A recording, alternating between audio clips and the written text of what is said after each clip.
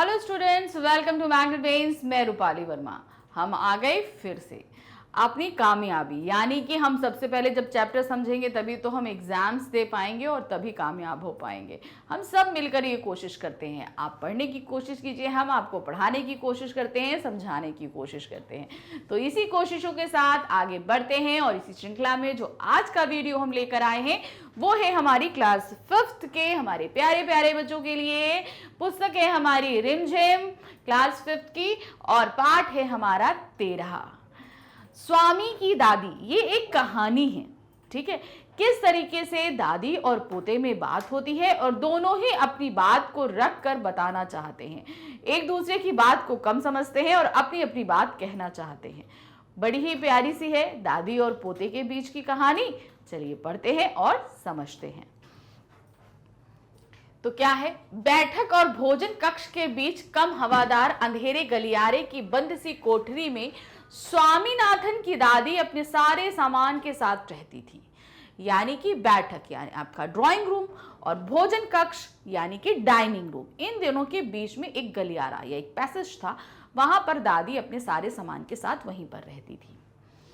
उनका सामान था 5 दरियों, 3 चादरों, 5 तकियों वाला भारी भरकम बिस्तर, पटसन के रेशे से बना एक वर्गाकार बक्सा, एक बड़ा सा बक्सा था, और लकड़ी का एक छोटा बक्सा जिसमें तांबे के सिक्के, इलायची, लौंग और सुपारी पड़े रहते थे, एक छोटा सा पानदंड टाइप का। तो ये सब उनका था जिसको लेकर वो वहां पर रहती थी। रात के भोजन के बाद स्वामीनाथन दादी के पास उनकी गोद में सिर रखे लौंग इलायची की गंध भरे वातावरण में अपने को बहुत प्रसन्न और सुरक्षित महसूस करता था। मतलब रात का खाना हो गया, पूरे दिन की थकान है और दादी के पास आकर उनकी गोद में लेटा हुआ था। अब दादी चूंकि वो लौंग इलायची खाती थी तो वो सुगंध उनके पास से आती थी, तो वो सुगंध में वो लेटा हुआ बहुत अच्छा महसूस कर रहा था। बड़ी प्रसन्नता से भरकर वो बोला, खुश था तो वो क्या बोलता है, ओह दादी, तुम नहीं जानती राजम कितनी ऊंची चीज है। उसने दादी को राजम और मणि के पहले दुश्मनी और फिर दोस्ती की कहानी कह सुनाई। तो उनके दोस्त थे राजम और मणि, किस तरीके से वो दोस्त थे और फिर किस तरीके से दुश्मन बन गए, इसकी पूरी कहानी राजनाथन ने जो है अपनी दादी को सुना दी। तुम्हें पता है उसके पास सचमुच की पुलिस की वर्दी है। स्वामीनाथन बोला, सच? उसे पुलिस की वर्दी क्यों चाहिए, दादी ने पूछा। तो जो है ना, स्वामीनाथन जो है वो अपनी दादी को बताता है कि उसके पास पुलिस की सही की वर्दी है। तो दादी पूछती, उसे पुलिस की वर्दी क्यों चाहिए भला, वो तो बच्चा है। तो दादी ने पूछा इससे, तो उसके पिताजी पुलिस अधीक्षक है, यानी कि उसके पापा किसमें है, पुलिस सुप्रिंटेंडेंट है। वह यहाँ की पुलिस के सबसे बड़े अफसर हैं। दादी काफी प्रभावित हुई कि मतलब इतने बड़े अफसर का बेटा है, तो उनको भी बड़ा इंप्रेसिव लगता है। उनका सच में काफी बड़ा दफ्तर होगा, उन्होंने कहा। फिर उन्होंने उन दिनों की कहानी सुनानी शुरू करी जब स्वामीनाथन के दादा रौबदार सब मजिस्ट्रेट थे। अब जब उनको पता चला कि भाई इनके दोस्त के इतने बड़े ओहदे पर पिताजी हैं, तो उन्होंने स्वामीनाथन के दादाजी जब सब मजिस्ट्रेट थे यानी कि जज थे, तो उनकी कहानी सुनानी दादी ने शुरू कर दी। जिनके दफ्तर में पुलिस वाले कांपते हुए खड़े रहते थे, मतलब मजिस्ट्रेट के हफ्ते पुलिस वाले नहीं, चुपचाप खड़े रहते हैं पहरेदारी करते हुए, उनसे डटकर खूंखार से खूंखार तक भाग खड़े होते थे। स्वामीनाथन अधीर होकर उनकी कहानी खत्म होने का इंतजार करने लगा, लेकिन दादी बोलती ही गई, इधर उधर भटकती हुई और अलग अलग समय पर घटी घटनाओं को गड़म गड़म करती गई। अब स्वामीनाथन उनकी सुनाई कहानी सुन रहा था और इंतजार कर रहा था किसी तरह इनकी कहानी खत्म हो जाए, क्योंकि उसे अपनी बात कहनी थी। मगर दादी कभी ये किस्सा सुनाती, कभी वो किस्सा सुनाती। अब वो बोलती जा रही, वो चुप ही नहीं हो रही थी। बस काफी है दादी। अब अंत में वो क्या बोलता है, बहुत हुआ दादी। उसने रूखे स्वर में कहा, मैं तुम्हें राजम के बारे में कुछ बताना चाहता हूँ। जानती हो उसे गणित में कितने नंबर मिलते थे। अब इधर क्या है, वो अपनी बात बताना चाहता है कि राजम के बारे में, राजम को कितने नंबर मिलते हैं मैथ्स में। वो सारी बातें अपनी दादी को बताना चाहती और दादी उधर अपनी कहानी सुना रही थी। सारे नंबर मिले होंगे है ना, दादी ने पूछा। दादी ने बोला, उसको सारे के सारे नंबर मतलब उसे 10 out of 10 या 50 out of 50 मतलब पूरे नंबर उसको मिल जाते होंगे। अरे नहीं, उसे 100 में से 90 मिलते थे, यानी कि 100 में से उसको 90 मार्क्स मिलते थे। चलो अच्छा है, लेकिन तुम्हें भी मेहनत करके उसकी तरह नंबर लेने चाहिए। तुम्हें पता है, तुम्हारे दादा कभी कभी ऐसे उत्तर लिखते थे कि परीक्षकों को भी चकित कर देते थे। किसी सवाल का जवाब देने में वे दूसरों के मुकाबले 10वां हिस्सा वक्त लेते थे। तो अब क्या बोलते, उसने बताया कि स्वामीनाथन ने बताया कि राजम को जो है 100 में से 90 मार्क्स मिलते थे। तो दादी बोलती कि तुम्हें भी मेहनत करनी चाहिए और उसके जितने नंबर लेकर आने चाहिए। तो वो बोलती कि पता है, तुम्हारे जो दादाजी है ना, वो ऐसे सवालों के ऐसे ऐसे जवाब लिखते थे कि जो एग्जामिनर यानी कि कॉपी चेक करते थे वो देखकर दंग रह जाते थे। और लिखने में इतना कम समय लेते थे, लोग लिखने में बहुत ज़्यादा समय लेते थे और ये बहुत ही कम समय में सारे जवाब लिख दिया करते थे दादाजी। और फिर उनके जवाब इतने शानदार होते कि कभी कभी उनके अध्यापक उन्हें 200 नंबर तक दे देते थे। मतलब 100 नंबर के क्वेश्चन में उनको 200 मार्क्स मिल जाते थे। इतने ज़्यादा उनके टीचर्स जो हैं वो खुश हो जाया करते थे। जब उन्होंने एमए किया तो उन्हें इतना बड़ा मेडल मिला था, मैं कई सालों तक उसे गले में पहनती रही। तो जब एमए किया था तो बहुत बड़ा मेडल उनको मिलता है, कहते हैं डिग्री के साथ में। तो इतना बड़ा था कि बहुत सालों तक मैंने, यानी कि दादी बोलती है कि मैं उसको गले में पहनकर घूमती रही थी। पता नहीं मैंने कब उसे उतारा। हाँ, जब तुम्हारी बुआ पैदा हुई। नहीं, तुम्हारी बुआ नहीं, तुम्हारे पिता। याद आया, तब बच्चा 10 दिन का था। अरे नहीं, मैंने पहले ठीक कहा था, तुम्हारी बुआ ही पैदा हुई थी। पता है वह मेडल अब कहाँ है? मैंने वह तुम्हारी बुआ को दिया और उस बेवकूफ ने उसे गलवाकर 4 चूड़ियां बनवा ली, और वह भी इतनी मामूली सी चूड़ियां कि मैं हमेशा कहती रही हूं कि हमारे परिवार में उस जैसा महामूर्ख कोई नहीं है। और तो अब क्या है, वो मेडल अब उन्होंने पहना हुआ था। अब उन्हें वो बोलते हैं कि नहीं, वो मेडल मैं बहुत दिन तक पहनती रही। अब चूंकि वो बूढ़ी हो गई दादी, तो उन्हें याद नहीं रहता कि उन्होंने कब उतारा। तो पहले वो बोलती कि जब बुआ पैदा हुई तब। कहते नहीं, जब तुम्हारे पापा पैदा हुए तब। कहती नहीं, मैं पहले ठीक कह रही थी, बुआ जब पैदा हुई तब। और अब वो कहाँ है?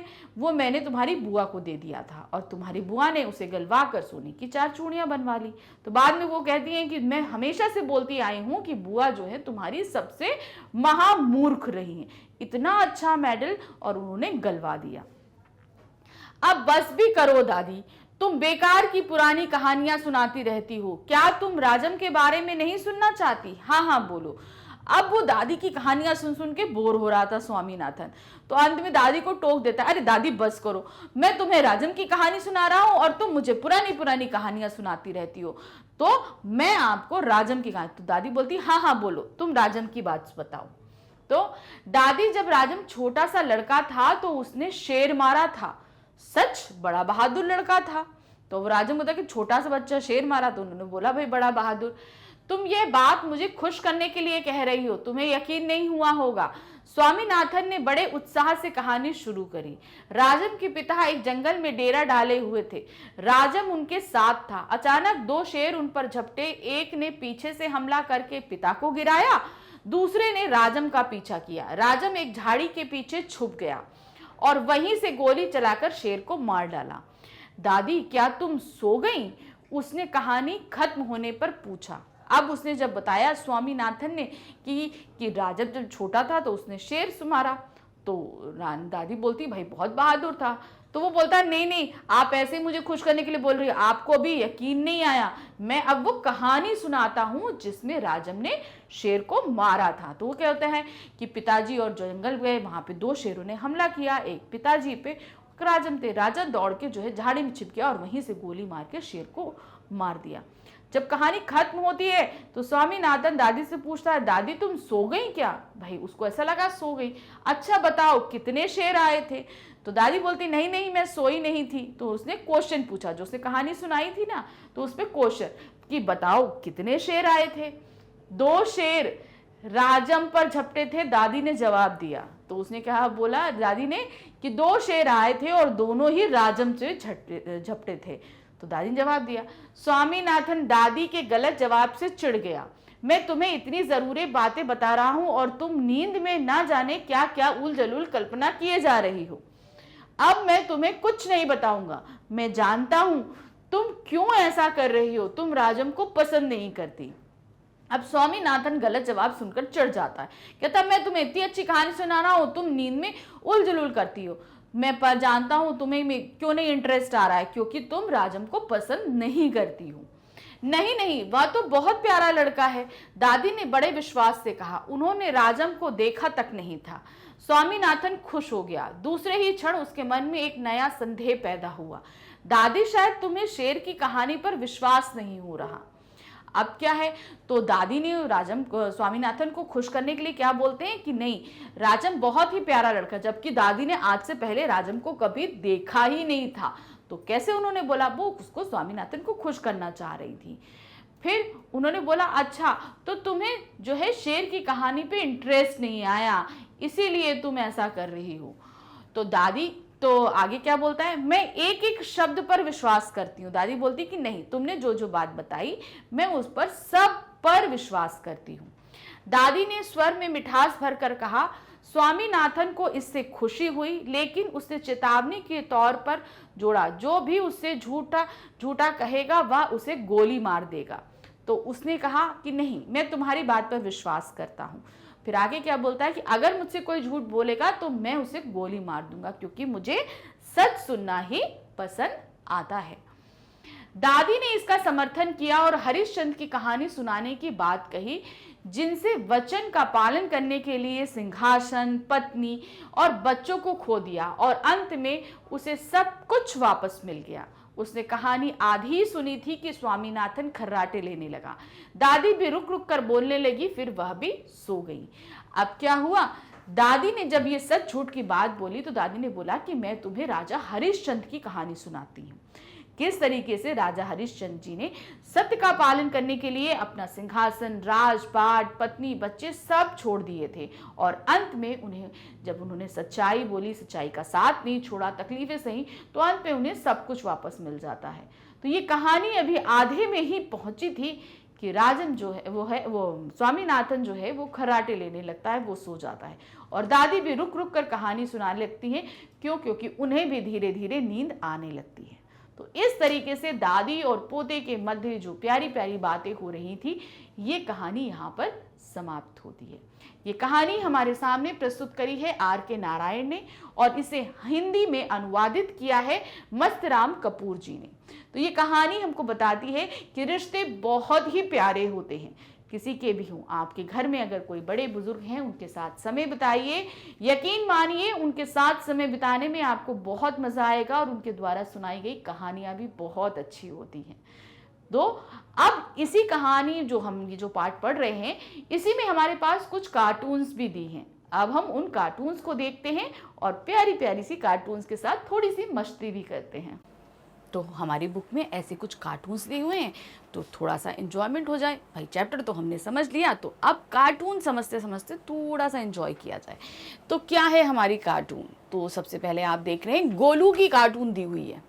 क्या है, गोलू देखो ये खिड़की का शीशा कितना गंदा हो गया है, बाहर बिल्कुल दिखाई नहीं देता है। अब एक व्यक्ति जो है वो गोलू से बोल रहा है कि शीशा गंदा हो गया, बाहर दिखाई नहीं दे रहा है, मैं थोड़ी देर के लिए बाहर जा रहा हूं, तब तक तुम इसे साफ कर दो। अरे यह तो साफ ही नहीं हो रहा। अब उसने बोला, वो जो आदमी था उसने बोला कि मैं बाहर जा रहा हूं, तो जब तक मैं आता हूं तुम इसको साफ कर लेना। अब वो गया, अब गोलू उस शीशे को साफ करने लगा। अब जब साफ करने की कोशिश कर रहा है तो वो साफ ही नहीं हो रहा, जो काला काला जमा हुआ है शीशे के ऊपर। अधिक ताकत लगानी पड़ेगी ये इस तरीके से टूट गया। उसने खूब ताकत लगाई कांच में और शीशा टूट गया। इस तरीके से देखो यहाँ पर होल हो गया शीशे में। अब गोलू ने क्या किया, जब उसमें होल हो गया तो उसने पूरी ही शीशे की खिड़की तोड़ दी। ये देखो इस तरीके से पूरा उसने खिड़की ही तोड़ दी। अब आगे क्या, अब वो आदमी, उसने जितने शीशे उसने तोड़े थे वो सारे शीशे उसने एकदम साफ कर दिए, पूरे जितना तोड़ के उसे साफ किया था। अब वो आदमी जो बाहर गया था शीशा साफ करने के लिए बोल के, वो वापस आ गया। वाह गोलू, तुमने तो शीशा बिल्कुल चमका दिया है, बाहर भी साफ दिखाई पड़ रहा है। तो मतलब वो उस व्यक्ति को लगा कि उसने शीशा साफ कर दिया, जबकि उस जगह तो कुछ था ही नहीं, उसने तो शीशा ही तोड़ दिया था। और गोलू को मजा, चमका नहीं है, पूरी तरह साफ कर दिया है। उसने बोला चमका नहीं है, साफ कर दिया, मतलब पूरा शीशा ही हमने तोड़ दिया है। अब आगे आते हैं डब्बू जी। डब्बू जी की क्या कहानी है देखते हैं। मेरे पापा ने बर्फ के पाइप का एक ऐसा खरा चित्र बनाया, बर्फ के पहाड़ का एक ऐसा चित्र बनाया कि उसे देखकर लोगों के दांत ठंड से बजने लगे। अब एक बच्चा बोलता है कि मेरे पापा जो है बहुत अच्छा चित्र बना लेते हैं, उन्होंने ऐसा बर्फ का पहाड़, बर्फ से ढका हुआ एक पहाड़ का चित्र बनाया कि जिसको देखकर लोगों को ठंड लगने लगी। तो यह तो कुछ भी नहीं। अब डब्बू बोलता है ये तो कुछ भी नहीं है। क्या? मेरे पापा ने तो एक आदमी का ऐसा खरा चित्र बनाया कि हमें हर दूसरे दिन उसकी दाढ़ी बनानी पड़ती है। तो उसने क्या बोला कि उन्होंने इतना रियल चित्र बनाया कि उस आदमी की दाढ़ी हर दो दिन में बढ़ जाती है और हमें उसको शेव करना पड़ता है। अब चित्र होगी तो दाढ़ी कैसे शेव करनी पड़ेगी, सोचो जरा। तो दोनों ही क्या थे, यहाँ पर फेंक रहे थे, पूरी तरीके से लंबी लंबी फेंक रहे थे। अब आगे क्या है कार्टून में, फिर से गोलू का ही हमारे पास एक कार्टून आया है। गोलू बाजार से हरी सब्जी ले आओ। अब गोलू की मम्मी बोलती है कि बाजार से सब्जी लेकर आओ। वो हरी सब्जी लेने के लिए मार्केट जाता है और वहां से खरीद के ले आता है। शॉपकीपर उसको बोलता है लो बेटा पैसे भी लीजिए। जो है गोलू जो है उनको पैसे भी दे देता है शॉपकीपर को। फिर उसके बाद वो थैला रखकर और पैसे दे रहा होता है, और इधर पीछे से गाय जो है वो उसकी सब्जी खा जाती है। अब वो बेचारा चौंक गया, मम्मा हमने तो पैसे भी खर्च कर दिए, अब तो सब्जी नहीं बची, और सब्जी तो गाय खा गई। अब वो बेचारा करता क्या, सब्जी बची नहीं, पूरी तरीके से उसके बैग से सब्जी खा गई गाय। अब क्या, अरे हरी सब्जी क्यों नहीं लाए। अब गोलू जब थैला लेकर घर पहुंचा तो उसकी मम्मी बोलती कि तुम हरी सब्जी लेकर क्यों नहीं आए हो, लेकिन हरी सब्जी तो उसने ली थी और वो तो गाय खा गई थी। तो क्या कहता, सब्जी इस गाय के पेट में है, मतलब मैंने ली थी मगर ये खा गई और सारी सब्जी इसके पेट में चली गई है। फिर नेक्स्ट आता है डब्बू जी। अब डब्बू जी का क्या है देखिए, तो आज का खाना इतना लजीज है कि अगर एक लुकमा और खा लूं तो शायद मैं भाषण देने के काबिल नहीं बचूंगा। तो नेताजी कहते हैं कि इतना अच्छा टेस्टी खाना बना था कि एक लुकमा यानी कि एक बाइट में और खा लूं तो इतना पेट भर जाएगा कि अब मुझे भाषण देना है तो मैं भाषण भी नहीं दे पाऊंगा, मतलब स्पीच देनी थी उनको। तो कोई इन्हें एक लड्डू और दे दो। तो दूसरे जो नेता होते हैं, जो नहीं चाहते होते कि वो भाषण दें, तो वो क्या बोलते हैं, इन मियाँ साहब को जिनका पेट भर गया है इनको एक लड्डू और दे दो, क्योंकि वो चाहते थे कि वो भाषण ना दे, उनकी जगह भाषण वो दे। तो वो कहते हुए निकल जाते हैं कोई इन्हें एक लड्डू और खिला दो ताकि ये भाषण नहीं दे पाए।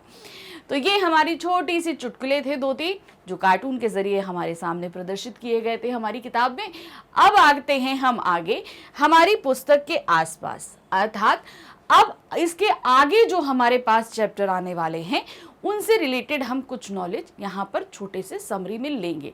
किस चीज से रिलेटेड आ रहे हैं, क्या है, ये चीज हम यहाँ पर समझेंगे। तो क्या दिया है, कभी किसी नई और अच्छी बात को समझने के लिए एक आध कठिन शब्द भी जान लेने में मजा आता है। पर्यावरण एक ऐसा ही शब्द है, हमारे बिल्कुल आसपास और खूब दूर दूर जो कुछ भी है उसका बहुत सा भाग, बहुत सी चीजें, उसकी बहुत सी बातें इसी एक शब्द में समा जाएंगी। मिट्टी, पानी, हवा, नदी, ताल तलैये, समुद्र, पहाड़, पेड़ पौधे, जंगल, जंगल में रहने वाले पशु पक्षी, जंगल से बाहर, गांव में, शहरों में रहने वाले हम, यह सब कुछ पर्यावरण जैसे छोटे से शब्द में आते हैं। अब क्या है ये पर्यावरण, इंग्लिश में एटमॉस्फेयर। तो अब ये क्या चीज होती है, हमारे आसपास जितनी भी चीजें हैं प्राकृतिक रूप से, हम सभी वो पर्यावरण का हिस्सा ही हैं। पेड़ पौधे, नदी, तालाब, कहने को ये एक छोटा सा शब्द है पर्यावरण, लेकिन इसके अंदर समाया पूरी सृष्टि है, क्योंकि हमारी पृथ्वी पर जीवन ही इस पर्यावरण के कारण ही संभव है। अगर पर्यावरण नहीं होता तो यहाँ जीवन भी नहीं होता। तो यहाँ पर ये सारी चीज़ें जो एटमॉस्फेयर बनाती हैं उसी की वजह से हम यहाँ पर जीवित हैं। इवन हम भी इस पर्यावरण का ही हिस्सा हैं। हम इस बहुत ही बड़े चारों तरफ फैले पर्यावरण का एक बिल्कुल छोटा सा भाग है, मतलब एक छोटा सा भाग भर है। पर छोटा सा हिस्सा होते हुए भी हमने इस पर्यावरण को बिगाड़ना शुरू कर दिया है। मना कि हम एक छोटे से हिस्से हैं, मगर हमारे द्वारा इस पर्यावरण को बहुत नुकसान पहुंचाया जा रहा है। हमारा पर्यावरण बिगड़ेगा तो हम सब पर इसका असर अच्छा नहीं होगा। इसीलिए पर्यावरण की बातों को हमें अपने विद्यालयों में, अपने घरों में धीरे धीरे समझना चाहिए। तो अब क्या है, पर्यावरण बिगड़ेगा तो हम पर कैसे असर आएगा। अब देखिए, आप छोटे हैं लेकिन आप अभी तक इन चीज़ों को समझ चुके होंगे कि पोल्यूशन क्या होता है, प्रदूषण क्या होता है। यही हमारे द्वारा फैलाई गई गंदगी है जो पर्यावरण को नुकसान पहुंचा रही है। चाहे वो हवा में मिलने वाला प्रदूषण हो, चाहे पानी में मिलने वाला हो, चाहे ध्वनि प्रदूषण हो, ये कहीं ना कहीं बहुत हद तक हमारे पर्यावरण को नुकसान पहुंचा रही है। और अगर पर्यावरण बिगड़ेगा तो हम पर असर पड़ेगा ही पड़ेगा। और इसका जीता जागता सबूत ये है कि आप देखते हैं बेमौसम बहुत ज़्यादा बारिश, बेमौसम कभी जब ठंड नहीं पड़नी चाहिए तो ठंड पड़ती है, जब गर्मी नहीं पड़नी चाहिए तो बहुत भयानक गर्मी पड़ती है, एकदम बाढ़ आ जाती है, सूखा पड़ जाता है, कहीं कहीं आप देखिए सुनामी आती है, तूफान आते हैं। ये सुनामी तूफान पहले भी आते थे लेकिन कभी 10-12 साल में एक बार, लेकिन अब क्या होता है, अब हर साल एक बड़ा तूफान आता है जो समुद्री तटों से टकराता है। तो ये सब क्या है, ये पर्यावरण प्रदूषण के कारण ही जो है मौसम के चक्रों में बदलाव हो रहा है। इसलिए अब वक्त आ गया है कि हम सतर्क हो जाएं और साथ साथ अपने साथ रहने वाले बहुत से लोगों को इसको सतर्क करना सिखाएं कि पर्यावरण के साथ हमें खिलवाड़ नहीं करना है। ये भाग हमारे पर्यावरण को समझने की एक शुरुआत है। इसमें दिए गए पाठ हमारे लिए एक दरवाज़ा खोलते हैं। इस दरवाजे से बाहर निकलकर हम और कई नई बातें, जानकारियां खुद भी सीख सकेंगे। तो अब जो आगे आने वाले हमारे पास पाठ हैं वो हमें पर्यावरण के बारे में सिखाएंगे और साथ ही बहुत ही नई नई जानकारियां भी हमको देंगे। जैसे पहला पाठ है हमारे पास में, बाघ आया उस रात। कविता में हमारे परिवार की तरह बाघ के परिवार की बात आई है, पर इधर हमारे जंगलों का यह राजा गायब हो चला है। बाघों का और वनों में रहने वाले दूसरे जीवों का शिकार मना है, फिर भी चोरी छिपे इन बाघों को मारा जा रहा है। इनको बचाने के लिए क्या कोशिशें हो रही हैं, इस बारे में हमें सोचना चाहिए। तो जो पाठ हम पढ़ेंगे, यानी कि जो कविता हम पढ़ेंगे, बाघ आया उस रात, उसमें हम देखेंगे कि किस तरीके से बाघ जो है आ जाता है और उसके परिवार के बारे में हमें बताया जाता है। लेकिन दूसरी तरफ आप अगर देखेंगे तो हमारे पर्यावरण से बाघों की संख्या बहुत हद तक कम हो चुकी है। इनके शिकार में मनाही है, लेकिन चोरी छिपे अभी भी बाघों का बहुत शिकार किया जा रहा है और ये हमारे पर्यावरणीय चक्र के लिए बहुत आवश्यक है इस जीव का होना। तो ये हम इस पाठ में सीखेंगे कि बाघ क्या है। उसके बाद नेक्स्ट हमारा आता है एशियाई शेर के लिए मीठी गोलियां। पाठ हमें बताता है कि शेर भी कभी बीमार पड़ सकता है और तब उसकी देखभाल उसी तरह करनी पड़ती है जिस तरह बीमार पड़ने पर हम अपनी देखभाल करते हैं। तो ये जो पाठ आएगा एशियाई शेर के लिए मीठी गोलियां, इसमें किस तरीके से एक शेर बीमार पड़ता है और उसको भी गोलियां देकर किस तरीके से ठीक किया जाता है, ये हम इस पाठ के अंदर देखेंगे। किसी भी पक्षी को मारने से ज्यादा बहादुरी तो उसे बचाने में है। बिशन की दिलेरी पाठ इसी बात का उदाहरण है। तो बिशन की दिलेरी पार्ट में हम देखेंगे कि बिशन कितनी दिलेरी के साथ तीतर की रक्षा करता है, घायल तीतर को बचाता है और किस तरीके से शिकारी ना जाने कितने तीतरों को मार देते हैं, कुछ को खा लेते हैं, कुछ को सिर्फ खेल के लिए मार के तड़पता हुआ छोड़ जाते हैं। ये सभी हम इस पार्ट में देखेंगे और सीखेंगे कि शिकार बिल्कुल भी अच्छा नहीं होता है। उसके बाद हमारे पास पाठ आता है पानी रे पानी में जल चक्र की किताबी बात को आगे बढ़ाकर अकाल और बाढ़ की परिस्थिति को समझाया जाएगा। इससे हमें हर जगह फैल रहे जल संकट को समझने और सुलझाने का भी रास्ता मिलता है। तो ये जो हमारे पास पाठ आएगा पानी रे पानी, इसमें हम ये समझेंगे कि पानी का जल चक्र क्या होता है, किस तरीके से वो पानी होता है, वाष्पीकृत होता है और फिर हमारे पास हीट से जो है बादलों के ज़रिए फिर हमें पानी मिलता है। ये पूरा जल चक्र हम समझेंगे और साथ ही साथ हम देखेंगे कि कैसे जल संकट बढ़ता जा रहा है और आने वाले समय में अगर हमने इस पानी को बचाकर नहीं रखा तो आगे पीढ़ियों को पानी का भयंकर संकट का सामना करना पड़ेगा, क्योंकि पीने की पानी की कमी बहुत हद तक बढ़ जाएगी।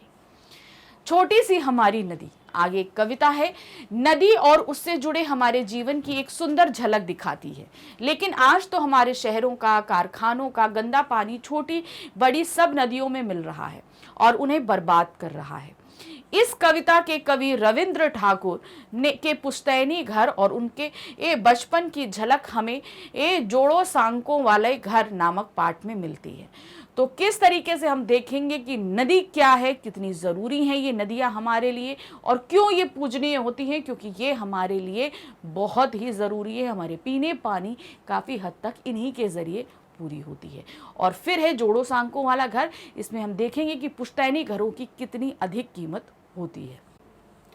चुनौती हिमालय की, फिर इसके आगे एक पार्ट है हमारे पास चुनौती हिमालय की। उसमें क्या है, पार्ट में हमें बर्फ से ढके ऐसे ऊंचे पहाड़ पर चढ़ाता चला जाता है जहां 8 कदम चलना भी बहुत कठिन हो जाता है, लेकिन यहाँ भी जीवन तो चलता ही है।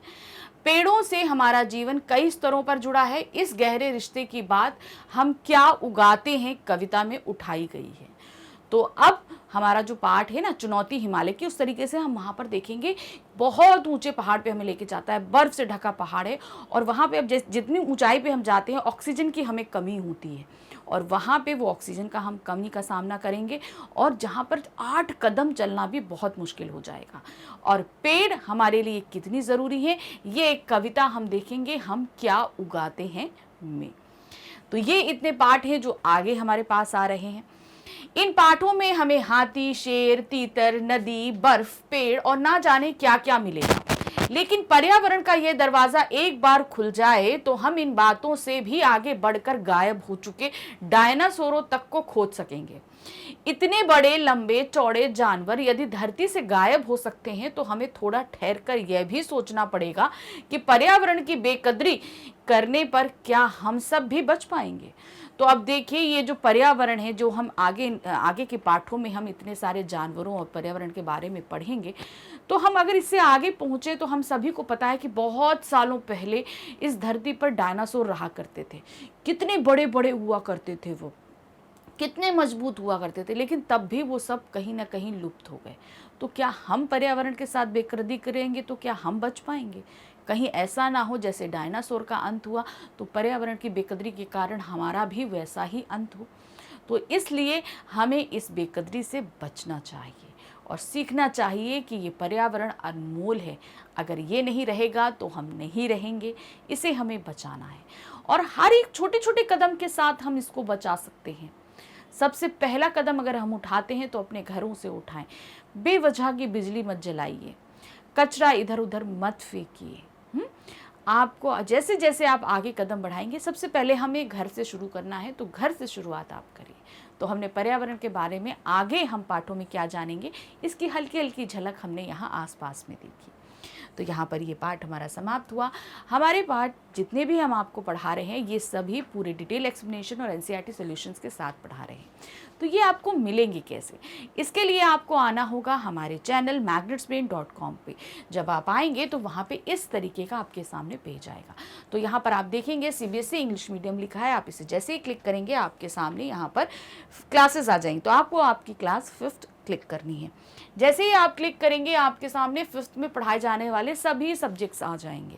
आप देख रहे हैं यहाँ पे मैथ्स, इंग्लिश ग्रामर भी है और साथ हिंदी, ईवीएस सभी सब्जेक्ट्स हैं। तो अब आपको जो करना है वो है आपको जैसे हिंदी देखना है तो सबसे पहले हम यहाँ वॉच नाउ पे क्लिक करेंगे।